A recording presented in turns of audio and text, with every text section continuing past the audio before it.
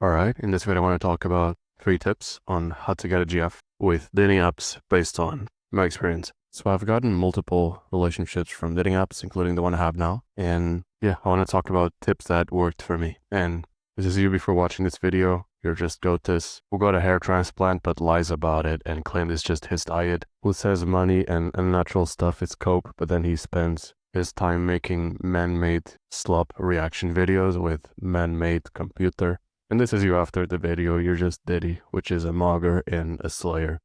So yeah, let's get started. Disclaimer, of course, this doesn't work for everyone. These are things that worked for me, they may not work for you, especially if you look like one of these guys. So if your face looks like this, and if you're 4'2", then please don't complain that the tips on this video didn't work for you. Alright, so let's get started. First one, figure out what's the best photo that you have to use on dating apps. And if you're a Chad, if you're attractive, it's pretty easy to know because you have enough data. But if you don't have enough data, like most men, I would just try to use photo filler. So with photo filler, you can actually pay to get credits, and then you can select which target audience you want to rate your photos. So you can, for example, select young woman to rate your photos. And in that case, you're going to have a female gaze perspective on your photos. Because if you ask men, they're going to be biased towards more aggressive photos, and women care about other stuff. So here's an example of photos I took, which I did not predict at all how they were gonna play out. So what I did was pay for some credits so that young woman voted. All the pictures I thought were gonna do well, where I looked masculine, aggressive, etc., and squinting. This was a few years ago. Actually did terribly. In the pictures where I looked attractive and also relaxed and not a tryhard, I actually did the best. Side note, the background did not matter at all. The pictures I did the best was one in my room, while the ones that I took in Dubai didn't even come close. The ones that scored the best were the ones where my face looked better, but also it looked relaxed and I didn't look like a tryhard. And also, I think there's no way to guess. You can guess what's the female gaze, but the best way to know is to actually try it. So yeah, I recommend you try that if you're not attractive enough to gather enough data from dating apps, and if you don't have a lot of female friends. That way you can have the female perspective and figure out what's your best photo. Number 2, avoid Tinder. I don't know why the fuck everyone recommends Tinder. And when people try dating apps, they always use only Tinder in a lot of cases. But in my personal experience, I used the same amount of other dating apps that I did Tinder, and still, the vast majority of the dates I had did not come from Tinder. Most of them came from Bumble and Hinge. Not most, but that's because I only discovered it later. But Bumble and Hinge are so much better than Tinder. Everything else outside these 2 apps for me was a waste of time, especially Tinder. Like I said, fuck Tinder. Like, it's such a waste of time. Tinder does not have any system to prevent ghosting like Hinge and Bumble do. Bumble used to be better. Hinge probably has a better system. You're gonna have less matches on Hinge. You're gonna have the most matches on Tinder, but there's a high chance they're gonna ghost you, because the platform has no structure to actually prevent ghosting. Meanwhile, Bumble and Hinge, especially Hinge, they do have infrastructure that basically tries to prevent people from ghosting you.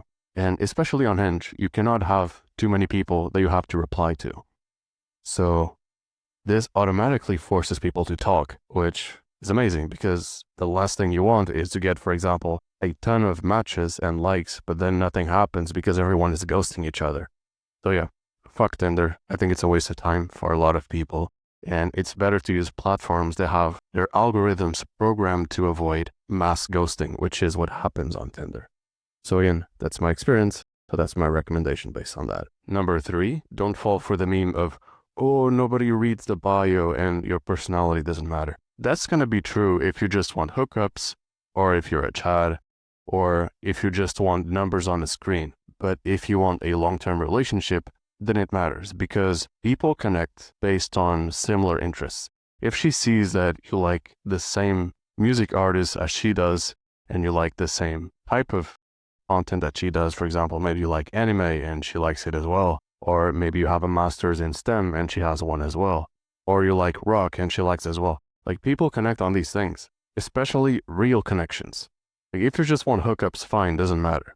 Just put your height if you're tall. But if you want relationships, people connect on similar interests. So of course it's important that both of you have things on your bio, because that's how you start interesting conversations. And that's how the conversations keep going, because you try to find more similar interests and try to connect. Yeah, that's just how a lot of relationships start, is you find similar interests, you try to connect, and that's how a lot of good conversations happen. If you just have your height in the bio, nothing's gonna happen. You're gonna be boring as fuck. A lot of women are gonna ghost you. You will start a lot of conversations that don't lead anywhere. Again, maybe if you're a Chad, she's gonna do all the effort, but you're not a Chad. And you likely want a relationship too, if you're watching this video. So again, if you don't have anything in your bio, you're just gonna be too boring, and you're gonna be the type of guy that gets a lot of matches, if you do get a lot of matches, but then nothing happens because you can't connect with anyone if you never talk about hobbies or interests or the stuff that you have in common. So yeah, I think this applies if you want a relationship, but if you're a Chad or if you just want hookups, maybe it doesn't matter as much. Sure, most women don't read bios, but most women are not gonna swipe right on you anyway. The women that do like you, they're gonna read your bios and they're gonna try to find what similar interests you have, and then she's gonna say something based on that, and you're gonna do the same. That's how a lot of the interactions happen, especially interesting ones. So yeah, for this one, that's pretty much it. I hope it was useful to anyone, and comment if you want a part 2.